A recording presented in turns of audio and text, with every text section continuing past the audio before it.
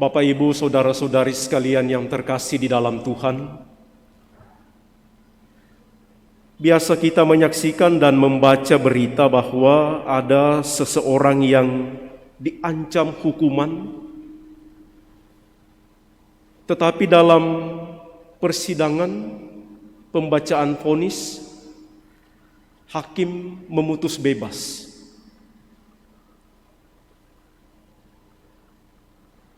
Untuk orang yang sungguh kita kenal bahwa dia memang layak divonis bebas, kita semua bergembira, kita bersyukur. Contoh kasus terakhir, seorang ibu diajukan oleh mantan suaminya ke pengadilan karena ibu itu memarahi suaminya itu yang pulang malam dengan mabuk-mabuk. Lalu suaminya itu mengajukan dia ke pengadilan. Katanya KDRT, istri memarahi suami. Kita baca di berita lalu kemudian banyak komentar, banyak yang mendukung ibu itu. Lalu dalam persidangan divonis bebas. Karena ya wajar toh seorang istri, siapa istri yang tidak marah-marah, tidak jengkel, tidak kecewa, suami pulang malam, mabuk-mabuk, bahkan barangkali pukul. Kalau kasusnya begitu, kalau divonis bebas kita pasti mendukung. Tetapi ketika kita tahu bahwa memang dia penjahat, jahat, sejahat-jahatnya, dan divonis bebas, kita pasti berontak. Tidak nyaman, tidak senang. Hari ini saudara-saudari kita merayakan hari Minggu Kabar Sukacita, hari Minggu Gaudete, hari Minggu Advent yang ketiga. Dan konteksnya adalah kita mendengar dari bacaan-bacaan apa yang membuat orang bersukacita. Orang-orang Israel dalam bacaan pertama dari Nabi Sefanya, kita mendengar orang-orang Israel itu sudah dianggap di hadapan Allah itu mereka orang-orang yang murtad. Mereka tidak setia kepada perjanjian yang dilakukan oleh nenek moyang mereka dengan Yahweh, dengan Allah. Karena itu mereka mengalami penderitaan, ditindas oleh bangsa-bangsa lain, dijajah oleh bangsa-bangsa lain.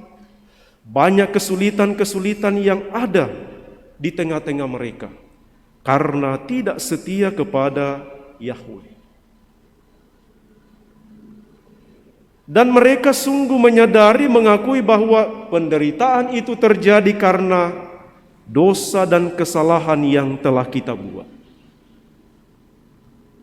Mereka sungguh yakin bahwa penderitaan, penindasan yang mereka alami sebagai hukuman dari Allah karena ketidaksetiaan mereka kepada Tuhan.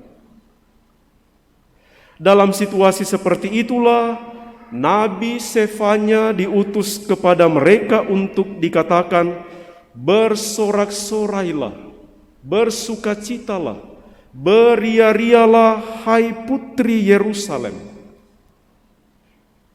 Apa yang menyebabkan mereka harus bersorak-sorai?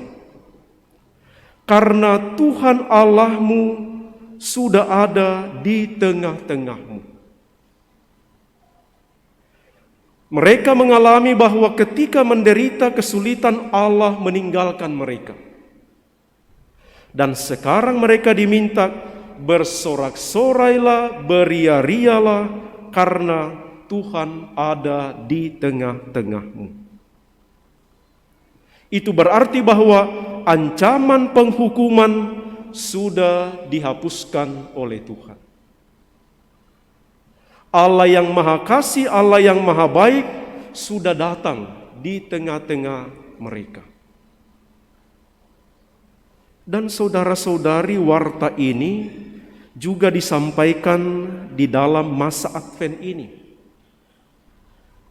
supaya kita sungguh mempersiapkan diri, dan ketika Kristus Immanuel, Allah yang menjelma menjadi manusia, datang di tengah-tengah kita, kita mengalami kehadirannya.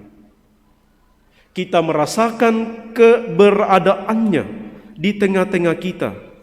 Dan sungguh saudara-saudari, keberadaan itu adalah keberadaan yang menggembirakan.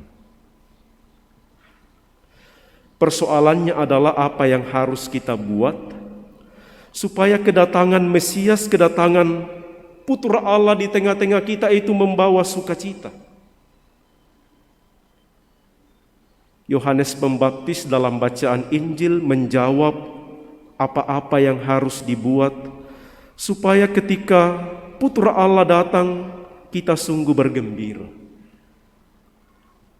Dikatakan, barang siapa mempunyai 2 helai baju, hendaklah ia membaginya dengan yang tidak punya. Dan barang siapa mempunyai makanan, hendaklah ia berbuat demikian juga.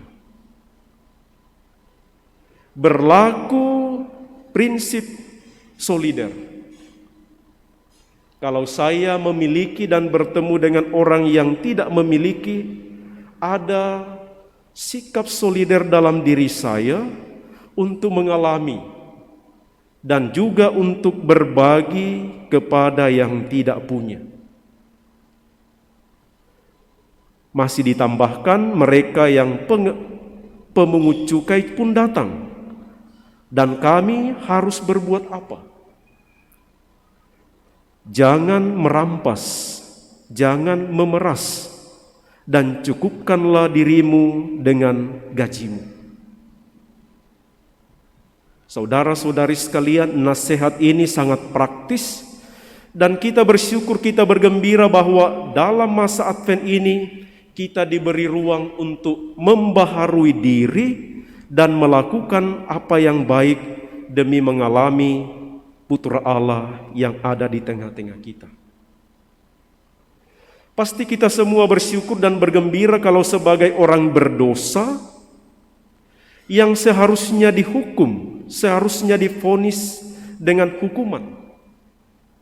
Tetapi Allah dengan gembira, Allah dengan sukacita membuka dirinya kepada kita semua supaya kita mengalami lagi rahmat pengampunannya.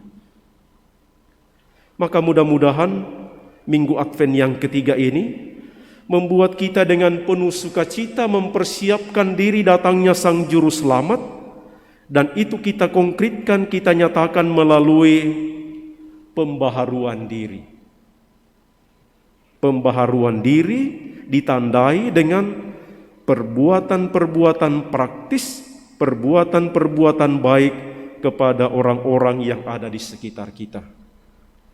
Mari kita mohon dalam perayaan Ekaristi ini, mudah-mudahan kabar gembira hari ini sungguh membuat kita bersukacita dan bergembira, bersorak-sorai, karena Tuhan yang kita nantikan sudah ada di tengah-tengah kita. Semoga demikian.